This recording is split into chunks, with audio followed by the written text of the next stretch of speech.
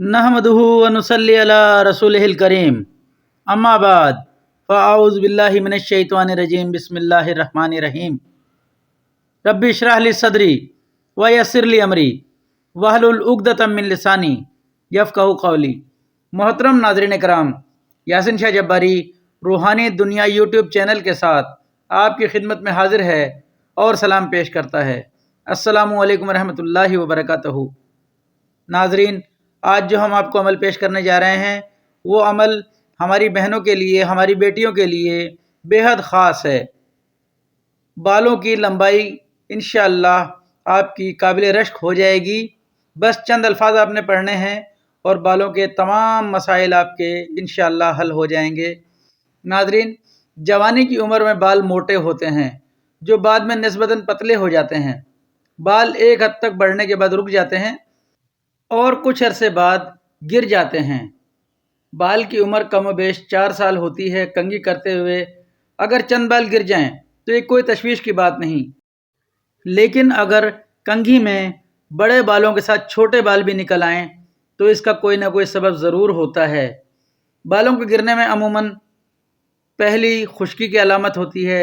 یہ خشکی ملاوٹی غذاؤں کے استعمال سے، تیز خوشبودار غیر خالص تیل جو آج کل بہت زیادہ ہیں جن کی بھرمار ہے، غیر معیاری شیمپو اور صابن ان کا استعمال، یا کھانے پینے میں نمکین اور بہت زیادہ چٹپٹی چیزوں کے استعمال کی وجہ سے بھی بالوں کی بہت سی شکایات ہوتی ہیں۔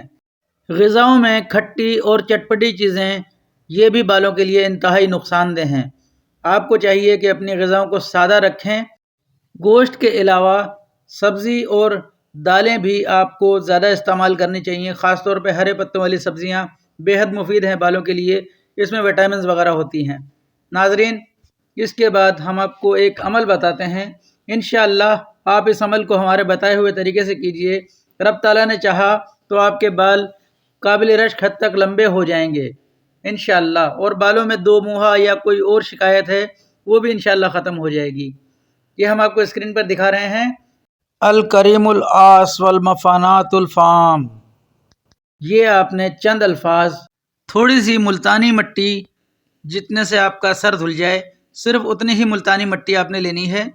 یہ ہر جگہ مل جایا کرتی ہے۔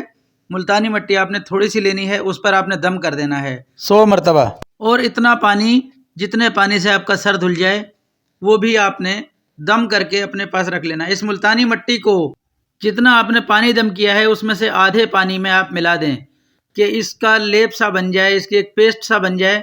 وہ پیسٹ نرم ہونے کے بعد آپ نے اپنے بالوں پر اپلائی کرنا ہے، یعنی کہ آپ اپنے بالوں پر اچھی طرح لگا لیں۔ باقی جو پانی بچا ہے وہ اتنا ہونا چاہیے کہ آپ کا سر اس سے اچھی طرح سے دھل جائے۔ آپ نے ملتانی مٹی کا عمل کرنے کے بعد باقی جو پانی بچا ہے جس پر آپ نے دم کیا ہے اس پانی سے آپ اپنے سر کو اچھی طرح سے دھو لیں۔ یہ عمل ہفتے میں 3 بار کریں۔ انشاءاللہ آپ چند دنوں کے استعمال سے، چند دفعہ کے استعمال سے دیکھیں گے کہ آپ کے بال لمبے اور خوبصورت ہو جاتے ہیں۔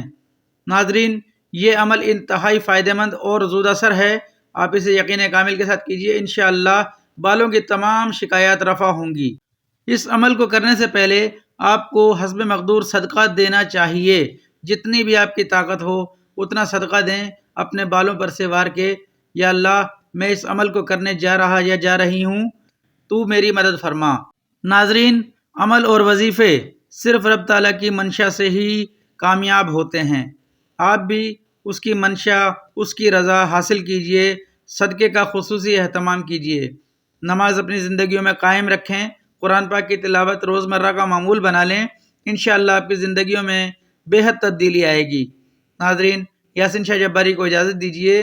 اللہ آپ کا، میرا، ہم سب کا حامی و ناصر ہو۔ السلام علیکم ورحمۃ اللہ وبرکاتہ۔